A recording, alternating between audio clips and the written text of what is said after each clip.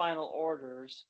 And I believe that where we ended up on those were that we can, we have to vote on them individually, and some will be attending, or did we determine that we can vote on them collectively? Okay, so Sean has left the room, but his advice previously was that because a stipulated final order includes a penalty or sanction, that they require an individual vote, as opposed to items on the regular consent agenda that I think we need Sean back in here to see if we could vote on all the ones for letters of ed together. I'm gonna push for that. Mr. Chair, the other thing is we do I have will one push really individual hard, who too. wants to appear. Item number 28, the individual wants Right. to appear, as you know. Thank you. Right. Well, let's do that. Let's try to figure out, let's try to segregate at least the letter of education and, I mean, candidly, It's a lot. let's talk at 1:55. Okay. Talk to you soon. Thank you. Hey.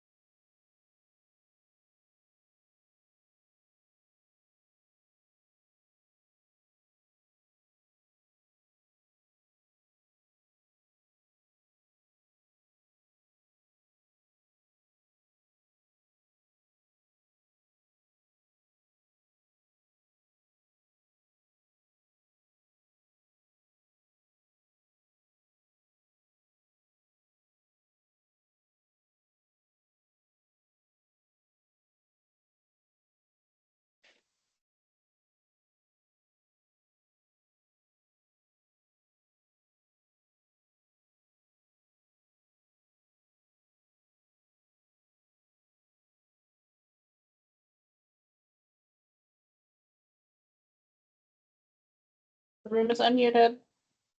Hello, Chair. Thank you. Hi there.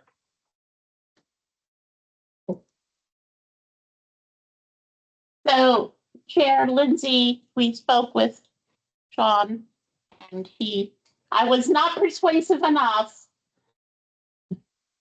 And he said you have to vote on them all. Yeah, so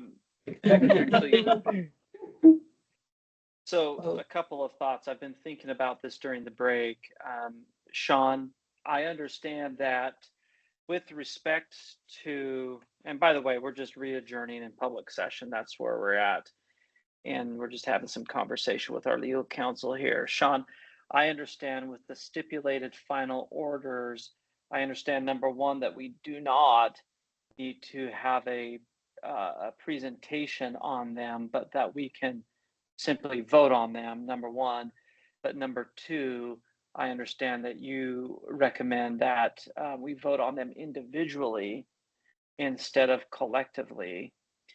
And number three, the reason why you are recommending that is because to have a final adjudication on the matter or final determination, it needs to have an individual vote. Is my understanding correct as to your recommendation and advice? Right. These are individual orders, so that's why we're recommending that they be voted on individually. Okay, got it. And just to push back a little bit on that, is there any statutory or regulatory thought on that, or is that more just a council to be belt and suspenders protection? So yes, we provided advice. I don't want to go in because it's public session. I don't want to go into the advice. Right. We're happy to have an executive session to go through that advice separately if we want to do that. But yes, there is a legal basis for that advice. Okay, all right, that's helpful. And at some point might want to have executive session with you on that. I guess the other question is we could follow your advice or not, right? And Wow. that was more of a question instead of a statement, but just to be clear, kind of where my position is that I even if whether we're voting on them individually or whether we're voting on them collectively, we have reviewed them, we have adopted them, and we would, it's still a vote, whether it's an individual vote or a collective vote, is in my opinion. But it sounds like there's some legal basis there that you would like to talk to us about, and that would be more appropriate in an executive session. So any comments on that, or just Sean? For me, no comments from me. Okay. Yeah, thank you. All right. Well, I guess I have a question for the commissioners. Commissioners, anybody, I'm inclined to follow Sean because I'd like to have that conversation, but I also would not have an objection just voting on them collectively. Does anybody have a major itch to scratch that to do it collectively? Seeing none, let's go ahead. I do also want to say that Commissioner Mason has informed me that he needs to leave at 2 o'clock. In fact, he might even be gone. Let's see. No, he's still there. So I'm still Dan, here. I'm jumping off though. Unfortunately, I got a daycare issue that is needing my attention. okay. So leave when you can. That will be 7 of us. And then I also understand Commissioner Thompson has a hard stop at 2:45. So that will leave us with 6. So one reason why I wanted to fly through the stipulated final orders is a collective vote, but we'll just proceed. Let's go ahead with agenda item number 9, lobbyist penalty correspondence. Susan, do you want to give any comment on that? Don't need to do anything other than to say this was a second violation. I would recommend $10 penalty. Mr. Chair, I will hereby move that we adopt the staff recommendation on item number 9 on our September 13, 2024 public session agenda. Thank you. Commissioners, any comments? Seeing none, we'll move for the vote. Commissioner Burke. Commissioner Burke? Thumbs up. Okay. Commissioner Thompson. Aye. Commissioner Newell. Aye. Commissioner Fiska. Aye. Commissioner Payne. Aye. Commissioner McCauley. Aye. Chair Lindsay. Aye. Motion passed 7-0. Agenda item 10, Susan. Yes, two violations for 2 quarters. First, I'm recommending letter of education. Second, reduction to $20. Thank you. Okay, well, Fiska, please.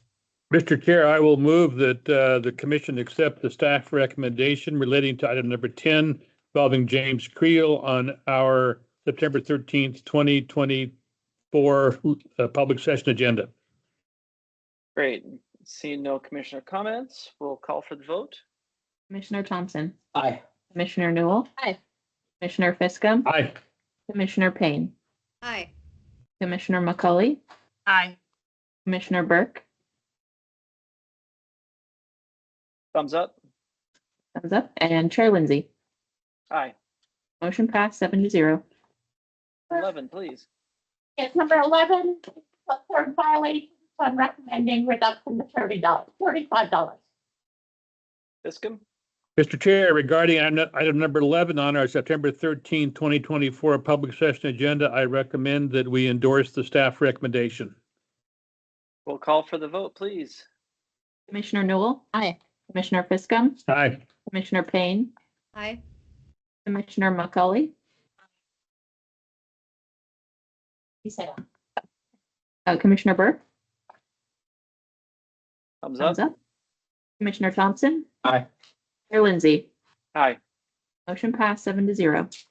On item Susan, number 12, this was his 7th violation, but I'm still recommending a reduction to 10% or $65. All of his prior violations he paid immediately and never asked for any mitigation. Got it. Or they- Commissioners, any comments? Seeing none. we'll call Mr. for the Chair, vote. regarding item number 12 on our September 13th, 2024 public session agenda, I'll move that we accept the staff recommendation. Thank you, and we'll call for the vote. Commissioner Payne. Aye. Commissioner McCauley. Aye. Commissioner Burke. Thumbs up. Commissioner Thompson. Aye. Commissioner Newell. Aye. Commissioner Fiska. Aye. Chair Lindsay. Aye. Motion passed 7-0. And item 13, 2 violations, a letter of ed on the first and $20 on the second. Madam Director, this is the employer of the Mr. Creel, the original lobbyist that we acted on. Okay, thank you very much. Mr. Chair, if you're ready, I will, on item number 13 on our September 13, 2024 public session agenda, I'll move approval of the staff recommendation. Thank you. Seeing no comments, we'll call for the vote. Commissioner McCauley. Aye. Commissioner Burke. Thumbs up. Commissioner Thompson. Aye. Commissioner Newell. Aye. Commissioner Fiska. Aye. Commissioner Payne. Aye. Chair Lindsay. Aye. Motion passed 7-0. Chair Lindsay, I have a proposal. Yeah. For all of these steps, we could table them and just bring them back at next week's meeting, if that would ease things a little better for this long meeting. But let's talk about that. Let's talk about that. Did somebody say something? I was going to say, I think almost all of them are time waived. Yeah, is there any that's not time waived? Not number, the 28. one that's number 14 is not time waived because it was supposed to be presented for today. So we would have to do, but the others, the Lakeside, Howland, and Cottage Grove, They're not, Lakeside's not time waived. Lakeside's not, okay. mine aren't time, the rest aren't time waived for me either, except that they're not due for a while, so. Yours would do, so the City of Talent ones could wait until next week. Lakeside needs to happen. Needs to go, yeah. And what about Cottage Grove? I'll check on the timeline of when that needs to happen. I think it's this meeting as well. I'm pretty sure it is. Well, while we're considering that, let's talk about, Susan, let's talk about the staff advice How much time do you think you need to get through that besides just telling us to look at the letters? We do not have to discuss any of them. Okay, and then that takes us to miscellaneous items. We have the public meetings law, Rules. administrative rules, trainer's report. So how much time do you think on 47? 47 is the item that needs discussion. I need to know, I need direction from you on, do you want me to change any of these rules based on all the comments that have been received? Are you thinking, in my mind, that sounds like a 15 to 20-minute discussion, At least. at least. Okay. So let's do this then. Let's get through the steps that need to happen today. We'll postpone the ones that do not need to happen today to later. And then we will plow through the staff advice, and then we'll just jump to public meetings law. Okay. So could you identify which of the steps need to happen today? Start right now with number 14 must be voted on today, and I'm double checking the deadlines right now. Mr. Chair, if you're ready for a motion, I'm ready. Go for number 14, Fiscum. Thank you, Mr. Chair. I hereby move the commission approve the proposed stipulated final order as the final order in this matter, and that the chairperson be authorized it as such, the item relating to Mr. Richard Ackley. Thank you. Commissioners, any comment? Seeing none, we'll call for the vote. Commissioner McCauley, Aye. Commissioner Burke. Thumbs Thumbs up. Commissioner Thompson. Aye. Commissioner Newell. Aye. Commissioner Fiscum. Aye. Commissioner Payne. Aye. Chair Lindsay. Aye. Motion passed 7-0. So items 15 through 21 have to go at this meeting. 15 through 21. Yes. And okay, and then what about 28? I'm checking that, but we can just, he wanted to appear, but 15 through 21 are not related to that same case. So you guys could vote on those and I'll check. And by the way, these are letter of educations, not fines. Does that change your advice, Sean? We've given, Okay. yeah. Okay, thank you. That's the answer. Fiscum, let's do 15. Mr. Chair, you ready? Yep. Okay, with regard to item 15 on our public session agenda, Mike Fleck, I hereby move the commission approve the proposed stipulated final order as the final order in this matter, and that the chairperson be authorized to sign it as such. Thank you. Seeing any comments from commissioners? Seeing none, let's call for the vote. Commissioner McCauley, Aye. Commissioner Burke. Commissioner Burke. Thumbs up. Commissioner Hey, Thompson. Bert, Commissioner Newell. Aye. Commissioner Fiscum. Aye. Commissioner Payne. Aye. Chair Lindsay. aye. Motion passed 7-0. Yeah, hey, real quick, Richard, we're gonna be rowing together pretty hard on these. I'd appreciate it maybe if you just unmuted or whatever you need to do so we can fly through these pretty quickly. Okay, we'll just keep your video on and give us a thumbs up. Thank you. Okay, 16, Fiscum. Mr. Chair, I hereby move the commission approve the proposed stipulated final order as the final order in this matter, and that the chairperson be authorized to sign it as such, the one involving Chalice Savage. Perfect, thank you. Seeing no comments, call for the vote. Commissioner McCauley, Aye. Commissioner Burke. Thumbs up. Commissioner Thompson. Aye. Commissioner Newell. Aye. Commissioner Fiscum. Aye. Commissioner Payne. Aye. Chair Lindsay. Aye. Motion passed 7-0. Mr. Chair, on item number 17 on our public session agenda, I hereby move that the commission approve the proposed stipulated final order as the final order in this matter, and that the chairperson be authorized to sign it as such, the one involving Jonathan Stinnett. Thank you. Seeing no comments, call for the vote, please. Commissioner Burke? Thumbs up. Commissioner Thompson? Aye. Commissioner Newell? Aye. Commissioner Fiscum? Aye. Commissioner Payne? Aye. Commissioner McCauley? Aye. Chair Lindsay? Aye. Motion passed 7-0.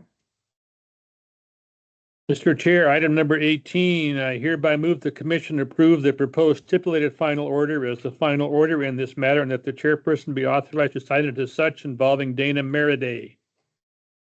Seeing no comments, please vote, please. Commissioner Thompson? Aye. Commissioner Newell? Aye. Commissioner Fiscum? Aye. Commissioner Payne? Aye. Commissioner McCauley? Aye. Commissioner Burke? Thumbs up. Chair Lindsay? Aye. Motion passed 7-0. Mr. Chair, regarding item 19 on our agenda, I hereby move that the commission approve the proposed stipulated final order as the final order in this matter, and that the chairperson be authorized to sign it as such, the one involving Alex Dreyer. And please call for the vote. Commissioner Newell? Aye. Commissioner Fiscum? Aye. Commissioner Payne? Aye. Commissioner McCauley? Aye. Commissioner Burke? Thumbs up. Commissioner Thompson? Aye. Chair Lindsay? Aye. Motion passed 7-0. Madam Director, what's next? Wasn't that 19? Yeah. 20 and 2021. Oh, for 2021, pardon me. Item number 20, Mr. Chair, I hereby move that the commission approve the proposed stipulated final order as the final order in this matter, that the chairperson be authorized to sign it as such, the one involving Mr. Greg Urban. Perfect. Thank you. Please vote.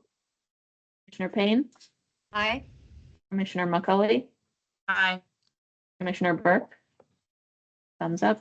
Commissioner Thompson? Aye. Commissioner Newell? Aye. Commissioner Fiscum? Aye. Chair Lindsay? Aye. Motion passed 7-0.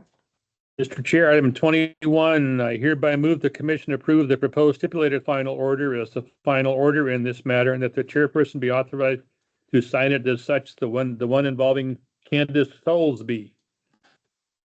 Thank you. Please call for the vote. Commissioner McCauley? Aye. Commissioner Burke? Thumbs up. Commissioner Thompson? Aye. Commissioner Newell? Aye. Commissioner Fiscum? Aye. Commissioner Payne? Aye. Chair Lindsay?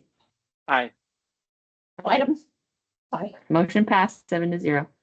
Items 22 and 27 through 27 have to also get votes. Everything from 28 to 35 could be postponed to next week's meeting. Including 28? Yes, I can explain to Darby that, So Darby is not in the room anymore. okay, so she's not present. I will explain to her and we will reschedule it for next Friday's meeting. Okay, so let's go through 27 then, Fiscum. Mr. Chair, item 22, I hereby move the commission approve the proposed stipulated final order as the final order in this matter, and that the chairperson be authorized to sign it as such, the one involving Sherry Kinsey. Thank you. Please call for the vote. Commissioner McCauley? Aye. Commissioner Burke?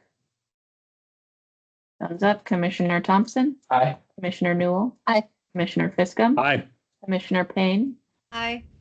Chair Lindsay? Aye. Motion passed 7-0. Mr. Chair, item number 23, I hereby move the commission approve the proposed stipulated final order as the final order in this matter, that the chairperson be authorized to sign it as such, the one involving Alan Pointer.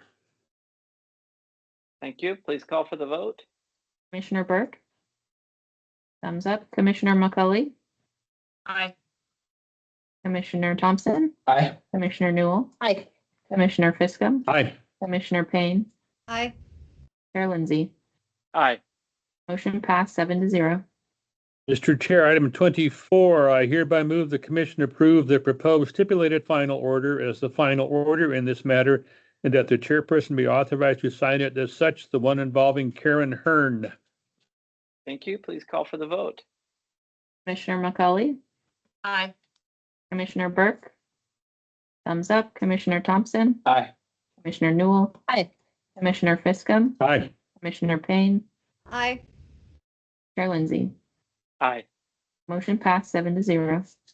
Mr. Chair, item number 25, I hereby move that the commission approve the proposed stipulated final order as the final order in this matter, that the chairperson be authorized to sign it as such, the one involving Jackie Smith. Thank you. Please call for the vote. Commissioner Burke. Thumbs up. Commissioner Thompson, Aye. Commissioner Newell, Aye. Commissioner Fiscum, Aye. Commissioner Payne, Aye.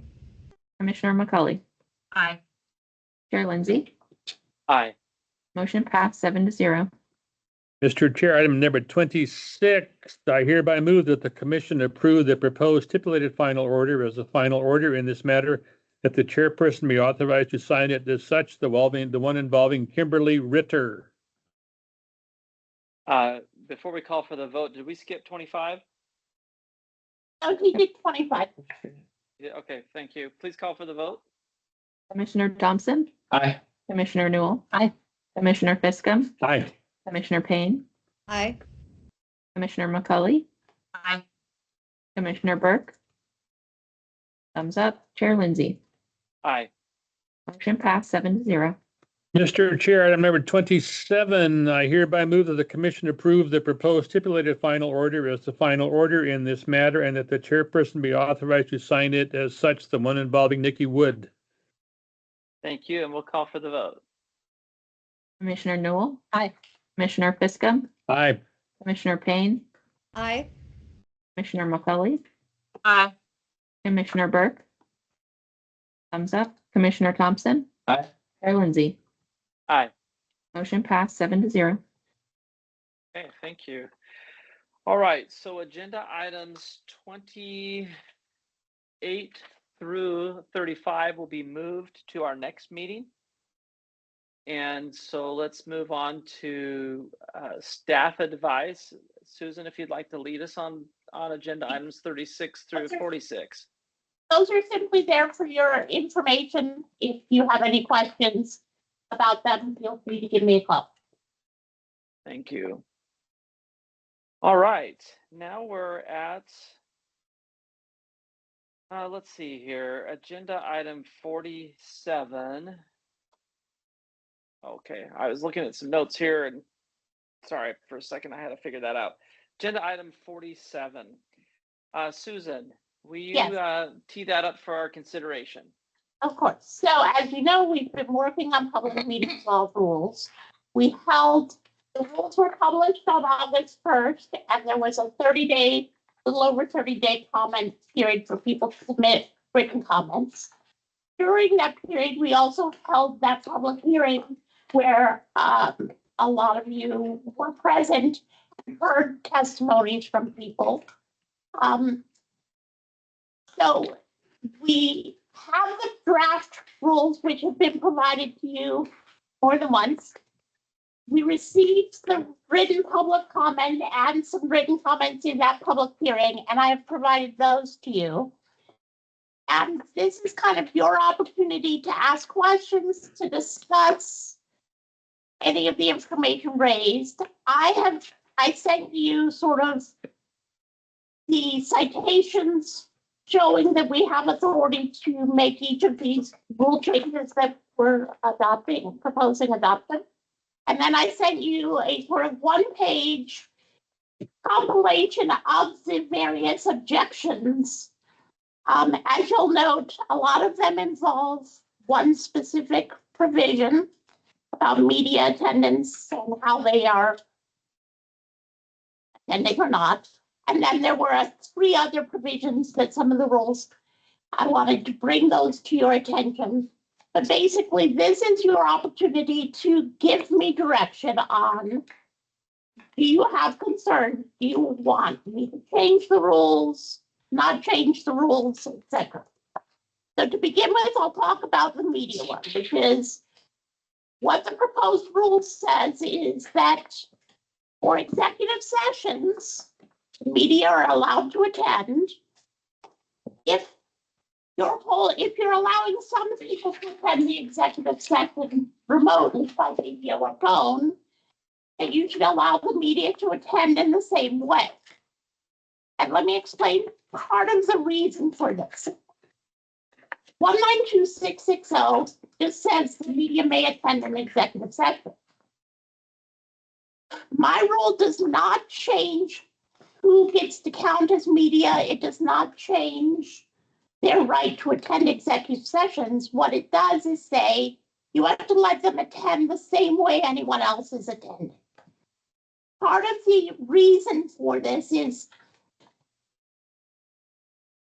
there are multiple reasons. One, there are a lot of reports out there about the fact that most of the cities and towns in Oregon do not have news media. And the news media from Portland, in order to report on something in Eastern Oregon, they would have to drive. There was a Eastern Oregon and public body that was trying to prevent the news media from Portland from attending and reporting on their actions. And so that was the initial inquiry, was can we require him to drive out here and keep him from attending?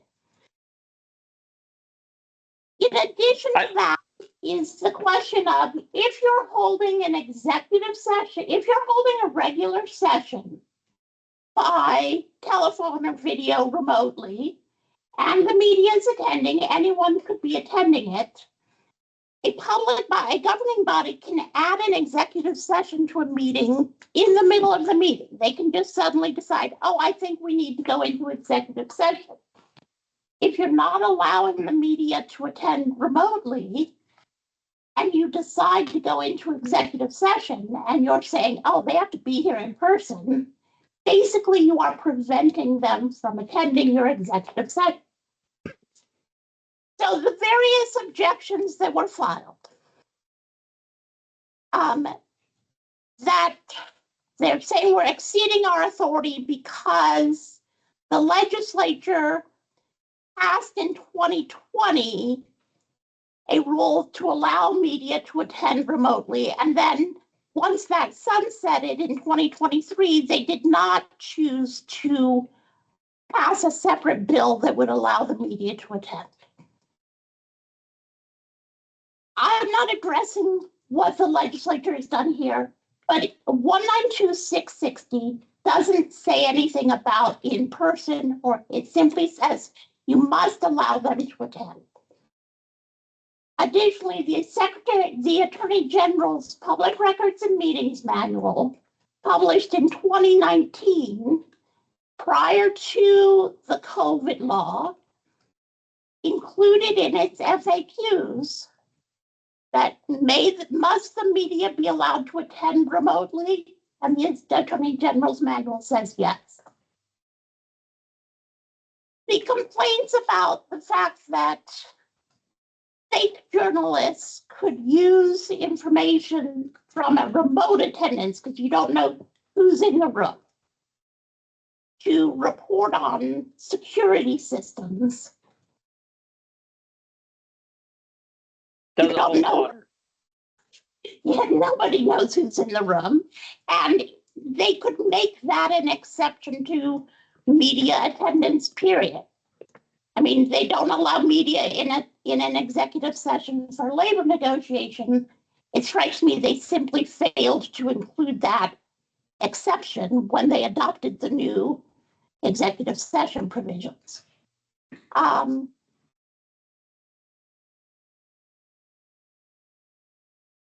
Yeah, could I, are you still going, or can I make a couple comments? You can jump in.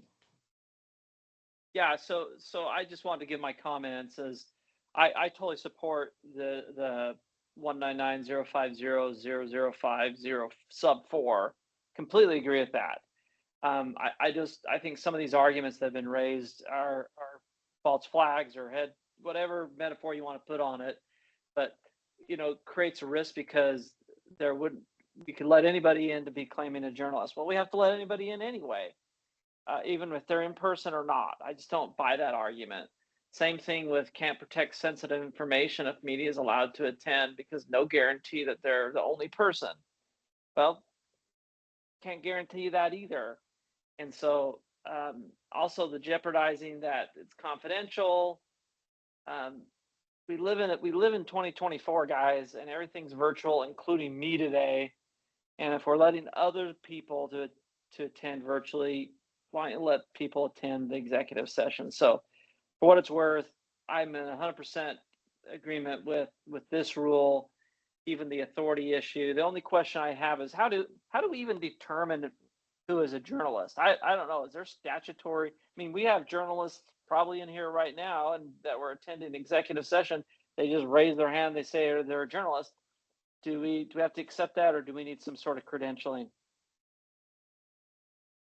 The public bodies can adopt, under that AG opinion, the public bodies can adopt their own sort of, they can have an application, they can require certification that you meet those standards in the AG opinion in advance of their meetings. There you go. So if But anybody, if any public legislature body has would an need issue with that, put the qualifications and whether that's virtual or not. So that answers my question. I have zero concerns with the 050 sub 4. Mr. Chair, Yeah, go ahead. I spoke with Susan and I appreciate her taking the time to answer my questions because I asked about this specifically. And the way I understand it, and please correct me if I'm misunderstanding it, if you don't allow anyone to attend the executive session remotely, you do not have to allow media to attend remotely. Correct. So if you're having a very high level security executive session to talk about that stuff, and you're worried about media attending remotely, you just have to make sure all of your people are there and you don't have to, it's a non-issue. Correct. So I think there is, I appreciate Representative Neron's letter here on this subject. And I would counter that the workaround for that concern is you just don't let anybody attend remotely. And then you don't have anything to worry about. Right. Mr. Any Chair, other comments on? yeah. Go ahead, Fiskin. Pardon me for interrupting you, Mr. Chair. I came here a long time ago this morning. Prepared to raise it. Yesterday. Yeah. 7 years ago. 7 years ago. I came prepared to raise a question about remote attendance by the media. I used to be one, and I attended always executive sessions of the Astoria City Council or Clatsop County Commission or the Florida Commission in person. And then I would go out of the meeting and write my story, and I would try to replicate what was said inside by getting people to say it outside, which is what the good media people do. And I'm saying I'm good because you can't dispute that. You don't know me as a media guy. And then point two is we already allow the media in remotely to our own commission meetings and executive session. That leads me to my last point, which is I think that without doing it at this particular moment, we ought to establish our own credentials for who gets in and use the AG's advice, which I've read before and can't remember all of it, Mr. Legal Counsel person, to actually create some credentials that aren't silly and stupid and overarching, but really do deal with the issue that we can confront sometimes. Folks, one issue today was somebody who can describe themselves as a media representative who had no credentials that you and I would suspect of a genuine reporter of activities in state government or federal government or local government. So we may want to think about that, Madam Executive Director, to spend some time thinking about what our own credentials might be and then decide whether to adopt them. I also thought, the last thing I would say is I also thought that the letter from Scott Winkle from League of Oregon Cities was a decent letter without arguing that I agree with all of it. And the last thing I would ask, I think I know the answer, but he contended that the work group on this did not recommend in favor of this provision. That's okay, because we don't even have to adopt the work group's conversation with us, but is that true? It is certainly during the Rule Advisory Committee hearings on more than one occasion. There were a number of people present, Scott, Winkles, Rob Bovet, and others, who seriously objected to this proposal. So my friendly follow-up question is, How and why was the decision made to include it? The objections that they raised were sort of these side arguments of, well, home rule, but home rule doesn't apply at the rulemaking process stage. They argued for, that we don't know who would be in the room, and there's all these security things. So none of that appeared to, in my mind, overrule the fact that 660 sub 4 says the media may attend. It doesn't say only in one way or another. Fair point. Mr. Chair, one last comment, and then I will recede to my colleagues. Legal counsel, do you have any advice for us on including this provision or not? The media access provision remotely? No, I know it's purely a policy. Right. There's no legal constraint against doing so, or there's no legal advocacy to do it. It's a judgment call we get to make. Correct. Is that fair? Yes. I maybe said that badly, but you get the question. Yeah. Thank you. Thank you, Mr. Chair. Okay, commissioners, any other comments on this first rule, proposed rule? Okay, seeing none. Susan, you want to proceed? Was 19905000055, and there was just the one comment, but it was raised by Rod Boved also in his written comment and at the public hearing. He objects to the language in the rules saying that if you're using written ballots for a vote, you must announce each member's vote by name during the meeting. He understandably objects because he's like, we have more than 100 members, that would take forever. This is taken from the AG manual that if you're using written ballots, you must announce each member's vote. You're not required to use written ballots. If they simply want to have a vote and vote all in favor, say aye, they can do so. Mr. Chair, Yeah, go ahead. my question here is, what organization is he The talking? Association of Oregon Counties. So is that a public body by statute that has to Yeah. follow this? They're also a public body. Oh, they are, okay. Because that was my question when he was in the room is. Yeah. Okay. So just legally, any public body with 25 or more members basically doesn't have to announce their votes individually. So they could just do a voice vote. But what's he's objecting is the written ballot provision. So. But that's not our rule. That's not what the AG manual says is you have more than 25 members, you don't have to do a roll call, just do a voice vote, aye or nay. But if you use a written ballot, you must announce each person's vote by name.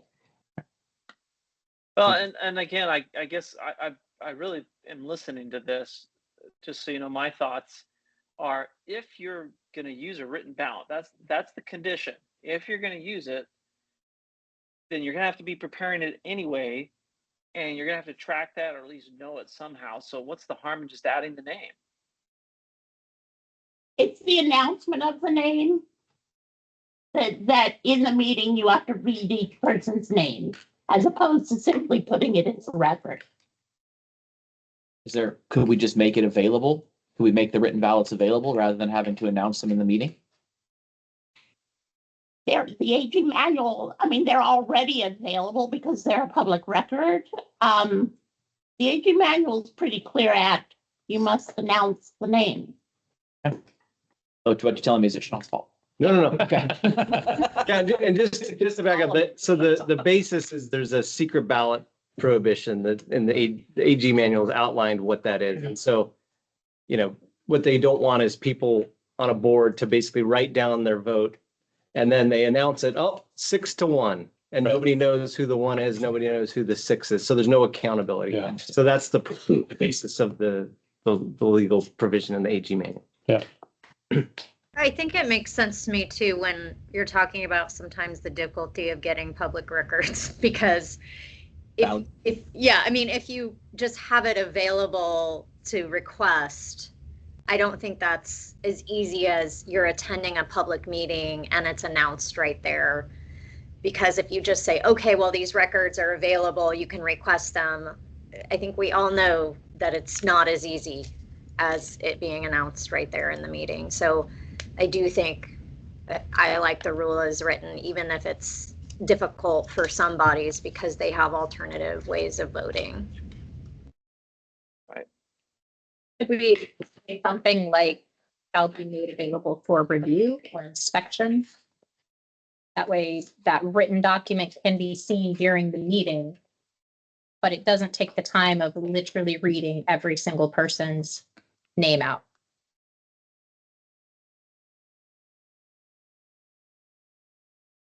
No, I just It's something say they have to deal with. my top of the head, which is easy for me because nothing else is there. Point of view is that I think vote and let your vote be known. But I don't think Takes it's reading knowing the 100. vote, let your vote be known. I think it's having somebody recite it back.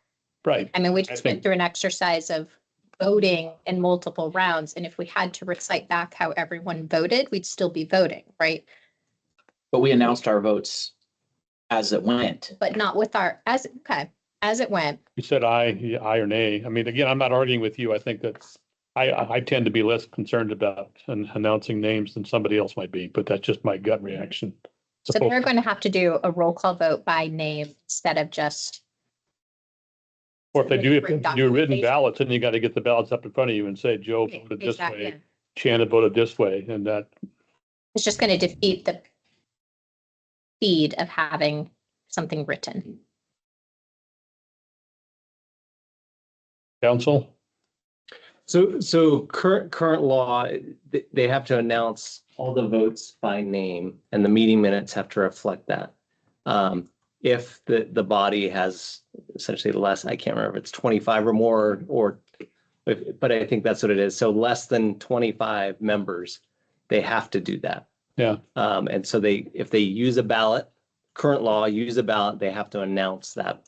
What this rule would apply, the secret ballot provision beyond those others, beyond the 25. So if you have a 30-member board, you can't just do ballots and they announce it's 25 to 5. Does this current provision in these rules reflect current statutory law, current statutes?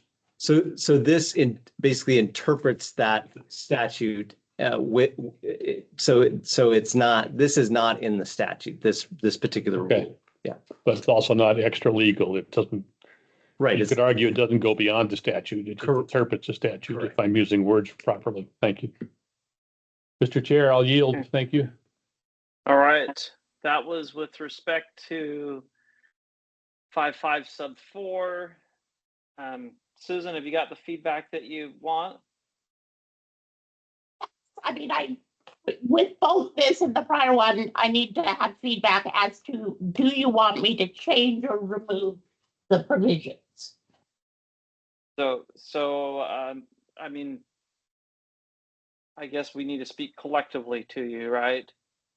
Why do you want to vote, or do you want to? Yeah, do you want me to address those final two provisions as well? That Well, are on the. let's finish. Let's do it one at a time.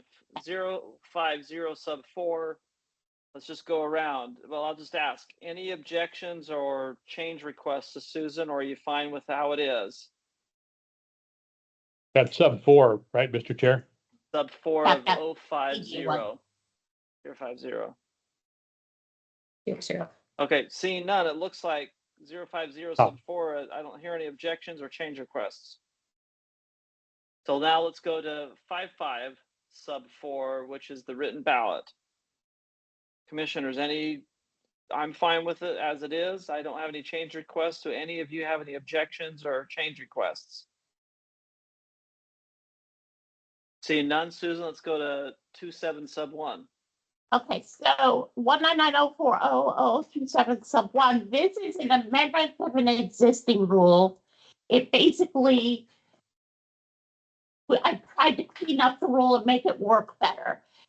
At the public hearing, Attorney Jonathan Kara came in and presented written documents that were provided to you, indicating that he felt there was a mistake in that we didn't include the language here where I say compensation may not be discussed or negotiated in an executive session. In another rule that we have in the executive session rules, we say compensation may not be discussed in executive sessions held under A, B, or I. And so Jonathan Kerr was saying, it seems like I forgot to include A, B, or I here. I did preface this rule by saying as provided in the rule that he cites about the A, B, or I. It was an oversight in that it might make sense for the language to be the same. And I could add A, B, or I here, or I could pull this and address it in a future rulemaking session when we try to make the executive session and the public meeting law rules mesh together better. Or I can leave it as it.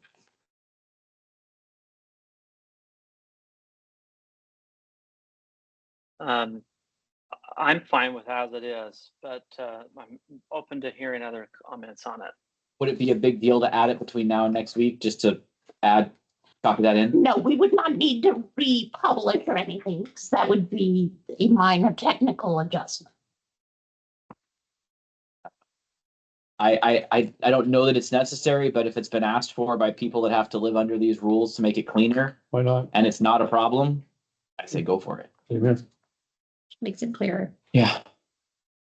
I think if it makes it clear, I would be comfortable with adding it. So with 2.7 sub 1, it sounds like we are recommending that you adopt the requested change, the proposed change to the rule. Any other comments? Do we need to make a motion and vote on that? Okay, great. Okay, Susan, so that's our collective feedback on 27 sub 1. Okay. And then on 060, this is a new rule that basically just says there's an existing statute saying in exec session you may not make a final decision or vote. What I added to this rule was the language about you are allowed to reach an informal consensus, but any decision or vote must be conducted in an open session. Again, Attorney Jonathan Kerr felt that the language or vote should be omitted from both sentences because in the definitions, decision includes vote. He is correct. The definition of decision includes taking a vote. I can go either way. I think there is some benefit to saying, kind of giving all of them that reminder of, you're not allowed to make a decision. You can reach a consensus, but don't start voting in an executive session. But we could also omit the terms or vote. So the statutory construction attorney in me happens to agree with him. You've got decision also defined in your definitions as it's defined in the statute. And for me, if you're going to add vote, then it would mean something different and you would have a purpose for adding it. So I feel a little bit weary when we start adding terms that either aren't defined or mean something different. And I tend to agree with him that or vote here is superfluous in this rule because decision is statutorily defined to include vote. I think if you want to somehow inform people that decision includes vote, then you would say something like make a decision including vote or something like that. But I just don't want to say or vote because decision as it's statutorily defined includes voting.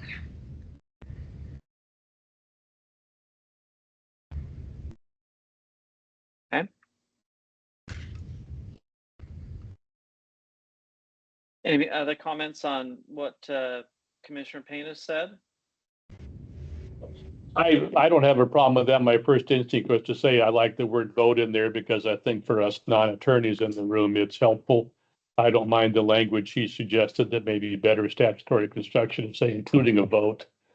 That doesn't bother me at all. I could live with either result here, frankly. Looks like Susan's nodding her head yes as well. Support that in. Okay. All right. Well, I think that answer is 0060. And I think that's it on the public meetings law, agenda 47. Is that correct? That is. Okay.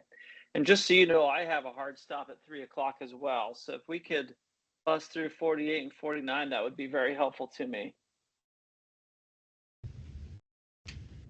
48 trainers, Susan. It's going to be Chris today. Yep. I will make it quick.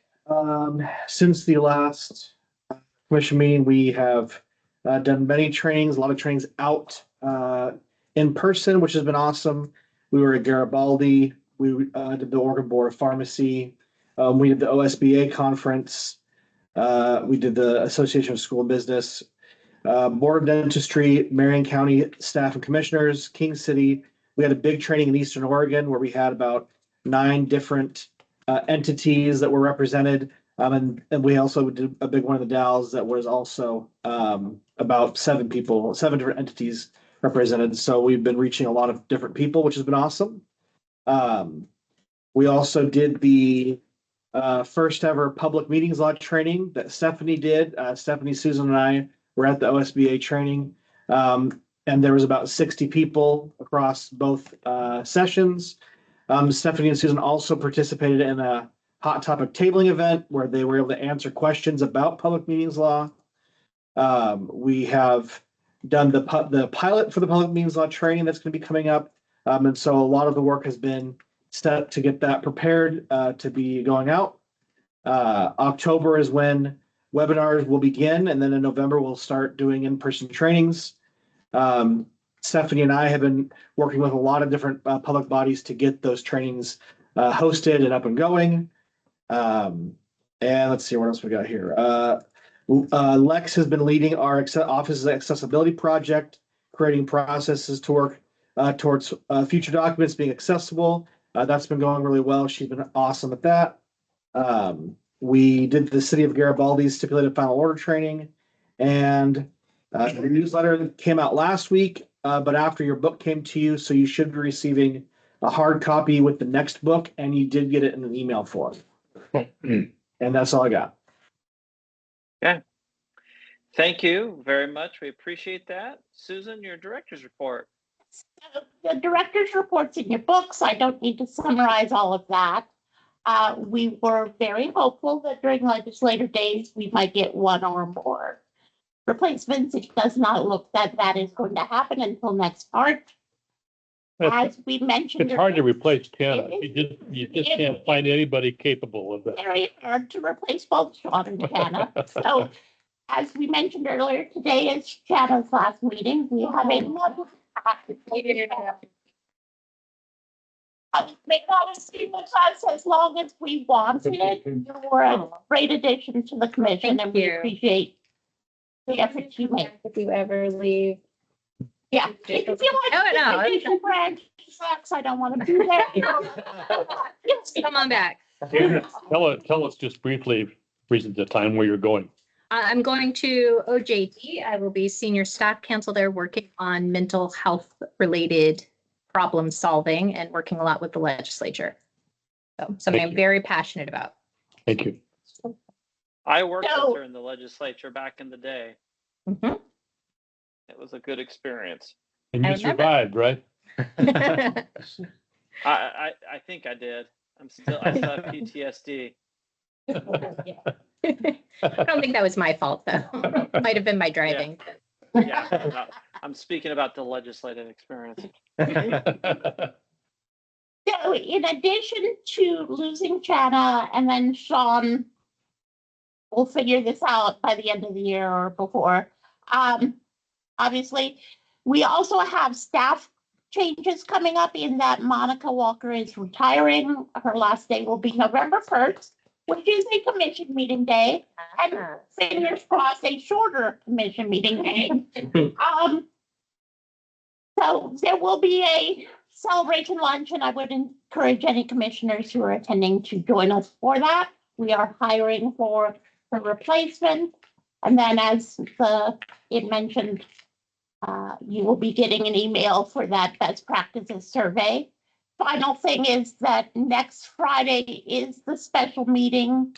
By then, the legislative comment period will be over. I will have the revisions made to the rules for you to consider and adopt, as well as those last steps, and some commission advisory opinions will be added. So with that, I am done.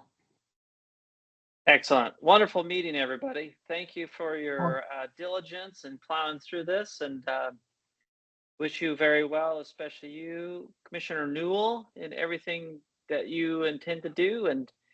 And we will see you all at the next meeting. Thank you, Chair. Thank you. Thank you. Thank you. Bye.